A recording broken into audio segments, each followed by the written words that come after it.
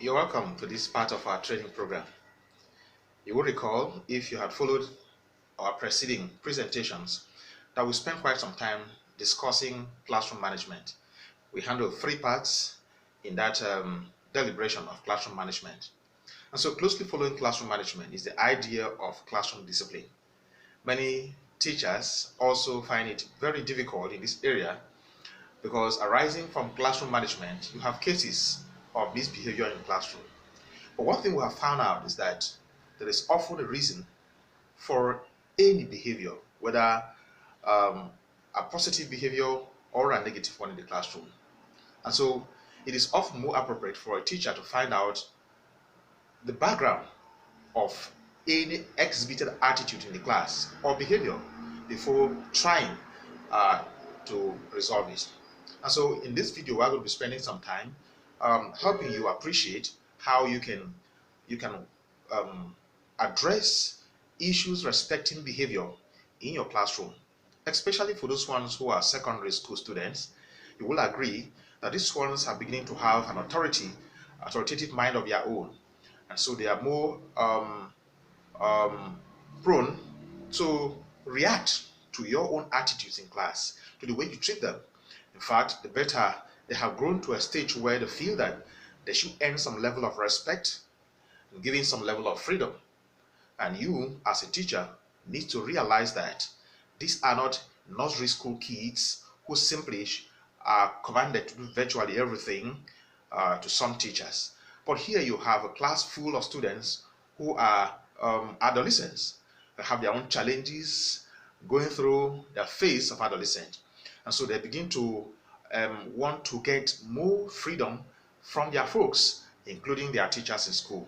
And so when it comes to that, you want to establish the reason for certain misunderstandings, however, that face the present in the classroom, and try to resolve them so as to ensure that you can assist the learners or the students to do what they came to school to do, that is learning. And so let's look at the classroom discipline, using positive discipline techniques in the classroom. Remember, the topic we're going to be addressing under classroom discipline is using positive discipline in the classroom. Now, many teachers have tried punitive measures in trying to get their students disciplined.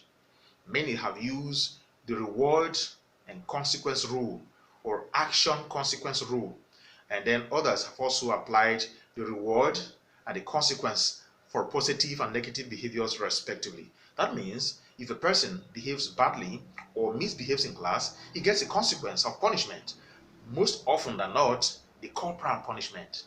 Now if a person exhibits a positive behavior, the person gets a reward.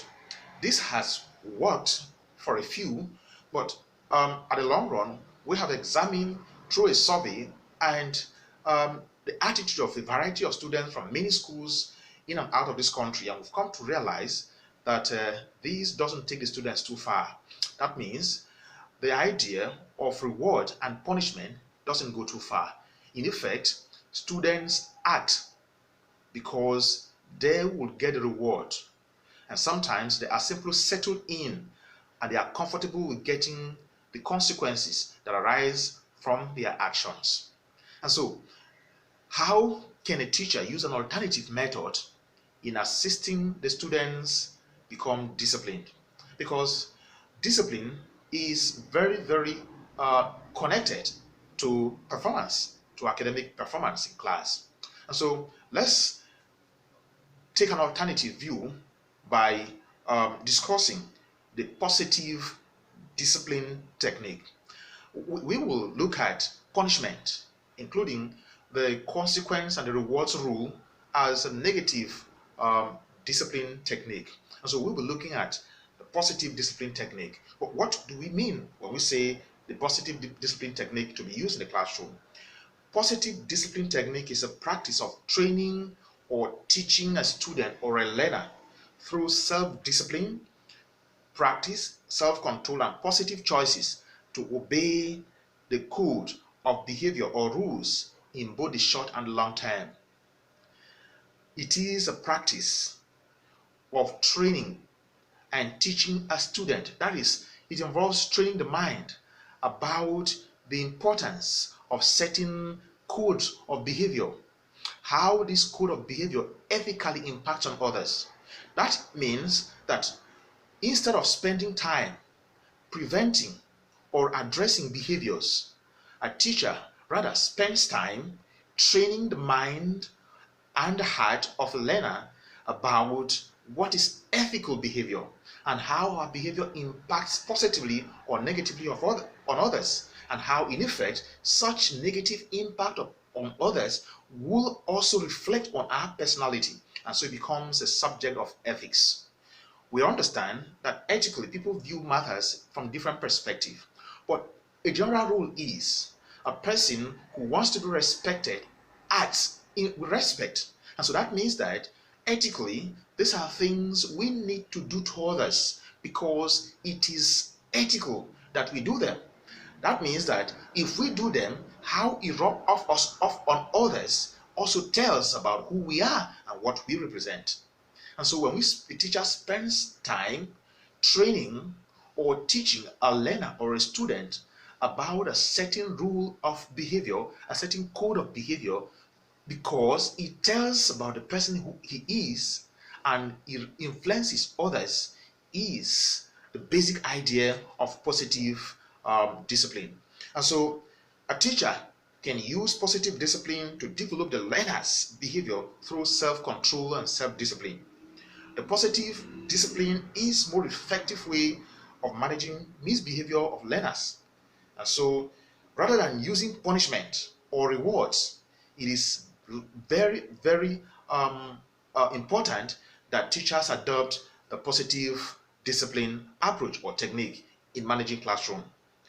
This allows students to learn and adapt their behavior to meet the expectations of the class, while simultaneously teaching them how to make choices on their path to adulthood.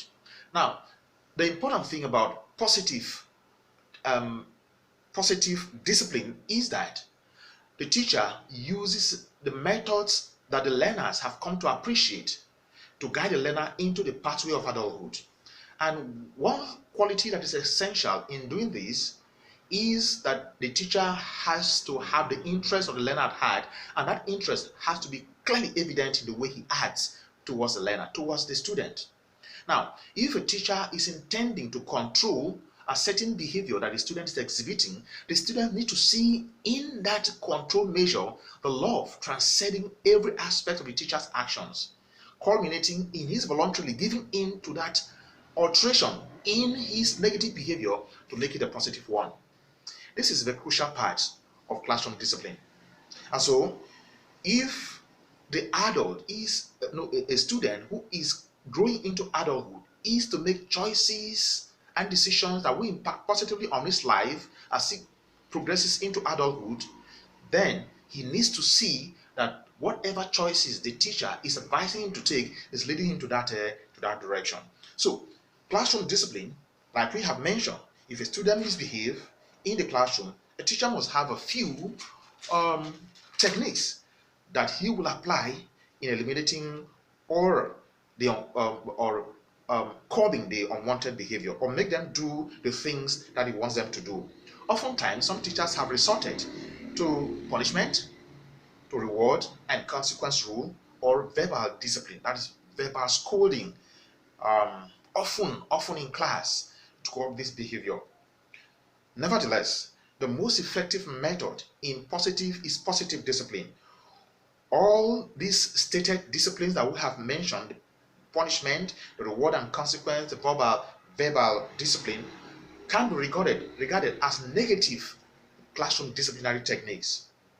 Whatever techniques is used will only prove effective if these 4 points are highlighted. The first, both the learner and the teacher will understand what the problem behavior is and what the expected consequence is for that behavior. Both the learner and the teacher understand what the problem behavior is and what the expected consequence is for that behavior.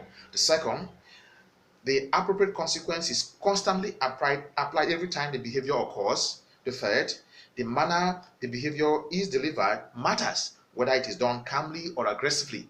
Remember? And so the fourth one, it gives the learner a reason for specific consequence to help him make progress or learn. So in most cases, using punishment or reward strategy is not always needed, as majority of the problems that arise in behavior can be dealt with using positive discipline. Now, let's look at the differences between punishment and um, positive discipline technique. Of course, we know what punishment is. Punishment, the meaning of punishment is simple. It is an action or penalty that is imposed on a learner for misbehaving or breaking a rule. However, the impact on a learner can be very detrimental at the short term and at the long term. Of course, many times this kind of punishment leads to emotional and psychological scars that may even last longer than the 1 year that a particular student is within the ramification of a particular teacher's attention within the classroom.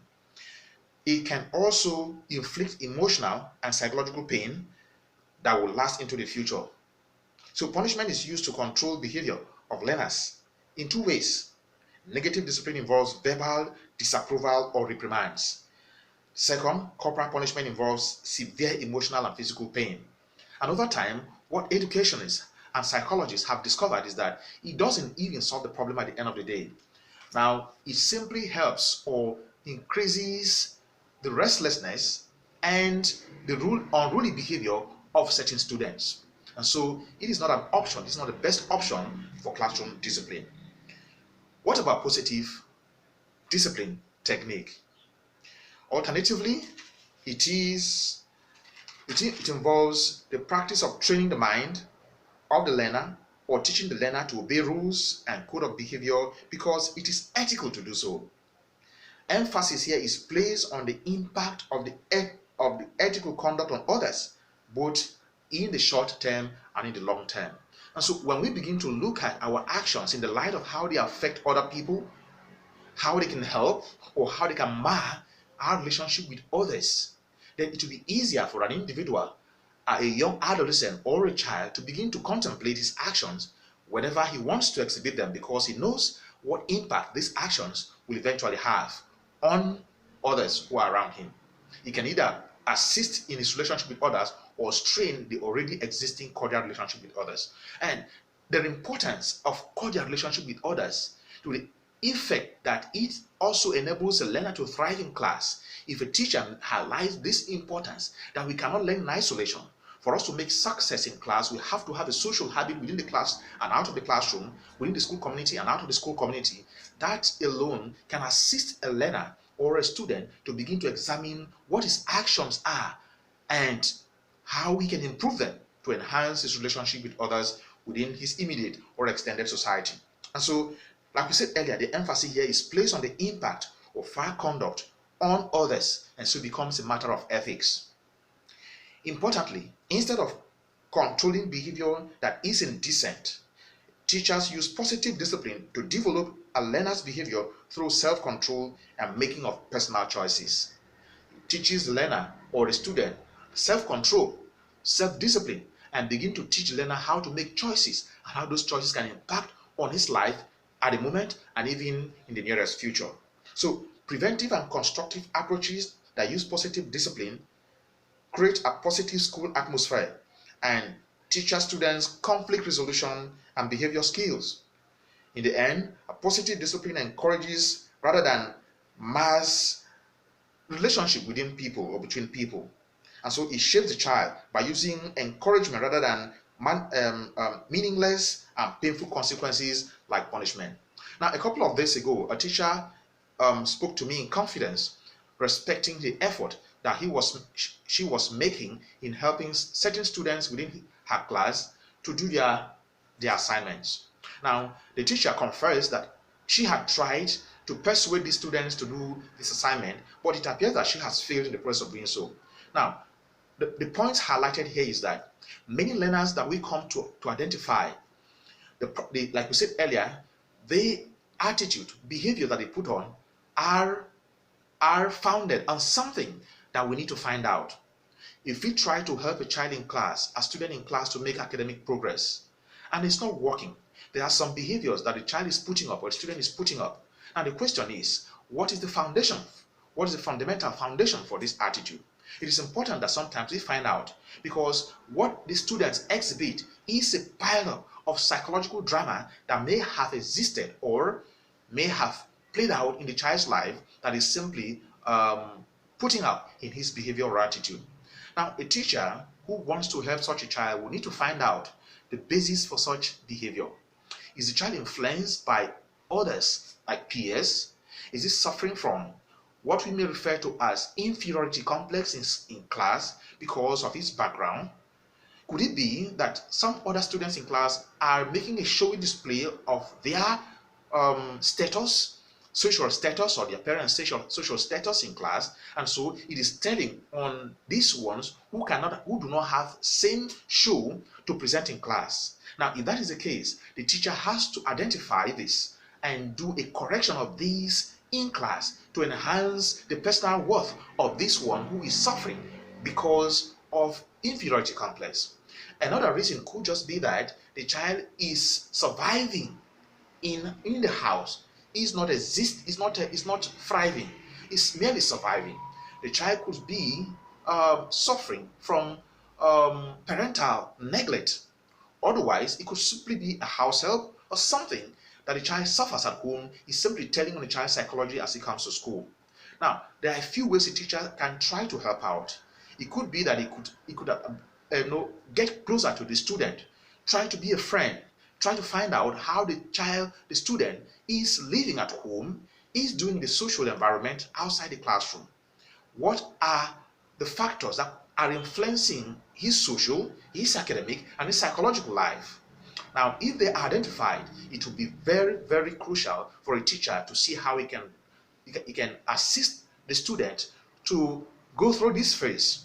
Sometimes, some teachers have made a point of duty of visiting the student's parents at home and try to view the environment that the student grows up. Now, if it is impossible for a teacher to take the child away, the student away from that circumstance, from that environment, it could be possible to assist the child to place that difficulty in the appropriate place and then still focus on academics and still do well in class. Now, the only way a teacher can find out how or can assist this student is if he finds out what really is engendering this behavior that the child or the student is putting up in school. And so it is important that as teachers we try to find out the basis for students' behavior before even we try to talk about correcting such behavior. Of course, the positive discipline techniques can be applied in the following ways. Some of the principles or steps that could be used in applying this positive discipline technique are as follows. Set the classroom rules at the start of the school year. Many of us are handed a new class at the beginning of the school year. The students that come into a class are entirely new to us. Even if we had known them within the school system, this time we are having to deal with them personally in class, especially for those who are teaching at the primary level, where they have to hold a class permanently, not like the secondary school students or teachers who will simply come in and teach a subject. Now, it is important that they start training the students about code of conduct or code of behavior as it tells on others. Begin to train their minds at the beginning of the school year. Now, even if we're a subject teacher who have just taken up a subject within a particular class or a group of classes, it is also essential that we begin to inculcate in our students this positive behavior so that they can, from this start, know who we are, what we stand for, how we want to help them, and the fact that everything we do is certainly for their good. And so being that friendly with them, it will yield best results in trying to help them to settle into the academic activities. The second point is have consistent expectations and let the students know what your expectations are. Set goals at the beginning of the class. Let those goals be clear and defined. Appropriate behavior should be reinforced in class. Remain neutral during conflicts and be objective when trying to sort out conflicts between students. Search for the root cause of a problem and settle it before settling it. Search for the root cause of the behavior. Respect the learner's dignity is very important. Create individual plans for students. Use praises. Model appropriate behavior. Provide students with different choices. Remove objects in the environment that could cause distractions and conflicts. And then listen to students. Listen to students when they talk. Now, these are crucial because, like we said earlier, students are adults, people who are growing into adulthood. And so they have a measure of they have a demand for a measure of respect, dignity, and even freedom. They are no more kids, children like we have in the nursery primary school. No, these ones understand what they want. Some of them even know how they want to get to where they want to get to. But because they are young, they need guidance. And so when you present yourself as a teacher in such a way that their overall good is the object of your attention, the students certainly will want to evaluate their actions whenever they want to display them. And so it is important that we work with parents and caregivers, including the students, to develop positive disciplinary plan. We want to let the students sense our passion in trying to help them, to prune them into responsible and reliable adults. We want to help the students to settle into a new behavior that meets the expectation of the classroom and even the society. And so these are important areas that we need to give attention to. What are the benefits of positive discipline? Using positive discipline techniques can help teachers overcome many of the challenges that they experience in classroom, and to assist students to learn and make better choices. So in fact, using positive discipline not only increases academic success in the classroom, but also provides objective benefits. Some of these benefits include that the students show respect for their teachers. The students are engaged and are always on their tasks. There's less disciplinary measures that are effected in classroom because they are not needed. There are fewer suspension and expulsions. There are fewer cases of tension or disagreement within the class. Students see rules as fair and unbiased. As students' attendance is also improved, the social and emotional, including psychological life of the student is enhanced. The student grows into the society and becomes useful. These are various ways in which we can use positive disciplinary technique to help our students. We do not want to see the corporal punishment or exerting our influence in the classroom as a prominent measure of helping the children or the learners or the students to do what is right.